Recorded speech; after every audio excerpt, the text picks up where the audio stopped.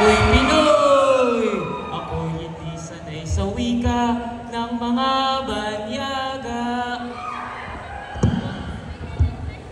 Sandali, sandali! Bini-bini! Pilipino ang ating wika. Bakit tayo magiging dayuhan sa sarili nating bansa? But English is way more better than Filipino. Mahal kong madla, ngayon ating pagnilayan sa mundong mga bagot, puspos ng karunungan. Alin nga ba ang dapat sa wika'y pairalin? Filipino ba o Ingles? Alin ang higit na dapat gamitin? Saksi ang entabladong ito sa damdamin na sa bawat talundod ay apoy ang aamin. Filipino bang wagas o Ingles na bituin? Alin ang higit na dapat gamitin? Pagyamanin, paunlarin. Mga ginigiliw o tagapakinig na dalil ng buhay ng pusong may pag-ibig. Sa araw na ito'y ating mapakikinggan. Pagtatalo ng makatang sa husay at galing, pagtatagisan. Malugod kong inaanayahan, identidad ng ating bayan. Wikang Filipino, panig niyang ipaglalaban. Bibigyang hustisya, wikang kinagisnan. Ipipili, igigiit, isisiksik, wika nitong bayan. Sa putong ito'y akin na tinatawagan, wikang Ingles sa global na pamantayan. Ito nga ba dapat gamitin ng buong mamamayan? Kung ang hinahangad ay pagbabagot kaunlaran. Heto na't naririto ang dalawang makata, taglayan tinig ng kanilang adhika. Makinig, magnilay, tayo'y humusga. Sa pagtatalong ito'y may matutuhan sana. Ako'y isang tinig ng laing dakila. Tangan ko'y wika ng bayang malaya. Pilipino ang sigaw ng puso't diwa. Sa bawat pagsakit, sa puso sana'y umiwa. Bakit tayo lilingon sa wikang dayuhan? Kung ang sariling wika'y kayamanan likas sa ating bayan. Ingles? Oo, magaling. Pero hindi sa lahat ng bagay.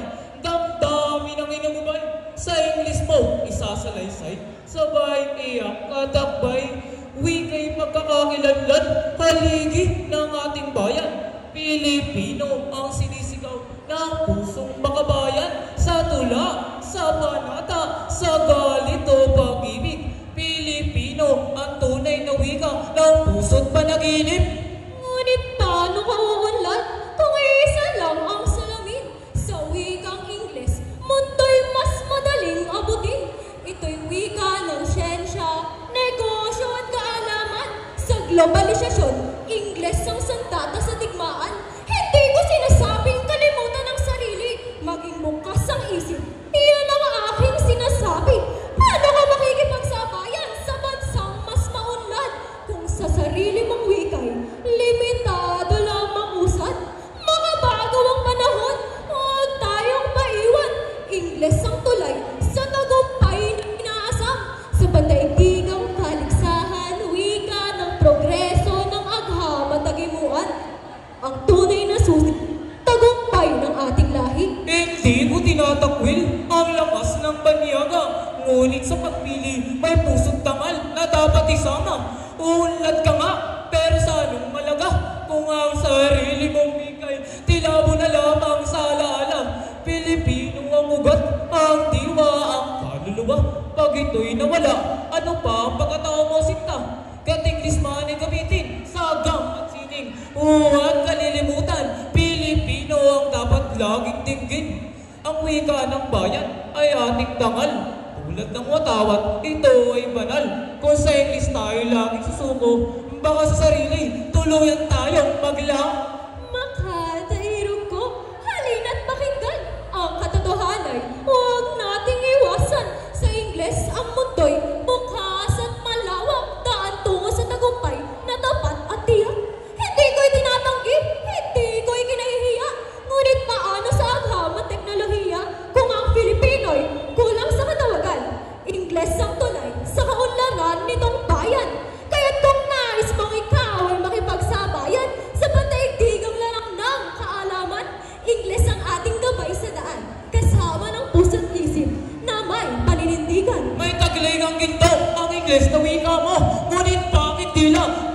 ang puso mo. Pilipino tayo, may sariling tinig. Bakit sa dayuhan ka pa rin nahilig? Ang wika'y gitba sa salitang ginagamit. Ito'y pagkakakilanlan sa bawat titik. Kung sa English tayo tuluyang lublob, ano nga pa nang layong katagi ang iyong isusumsat? Ang mga isipin ako'y nagtaksil kaibigan sa bayan at wika. Ako'y may pinananaligan. Ang gusto ko, tayo ay maging mahusay. Sa anumang larangan, tayo ay may saysay. Ang wikang Filipino'y minahal ko ring wagas. Ngunit ang paniniwala ko'y Ingles ang susi ng bukas. Kung sabay natin itong iyayakaping pareho, mas lalakas at ulat tayong mga Pilipino. Tunay kang mahirap na sila'y bigyang hatol. Dahil pareho nilang tinig ay tunay na naipagtanggol. Sa Filipino'y nangibabaw ang puso't damdamin. Sa Ingles naman ay pagbabago't hangarin. Ngunit bakit pa kailangang pagpagayin? Kung maaari naman nating pagsabayin. Wika ng puso at wika ng mundo, kapwa gabay sa landas nating Pilipino. Kaya nga mga giliw, ito ang tunay na hamon. Gamitin ang wika sa gawang may layon. Filipino o Ingles, alin man sa dalawa. Kung may pagmamahal, sa bayan may pag-asa.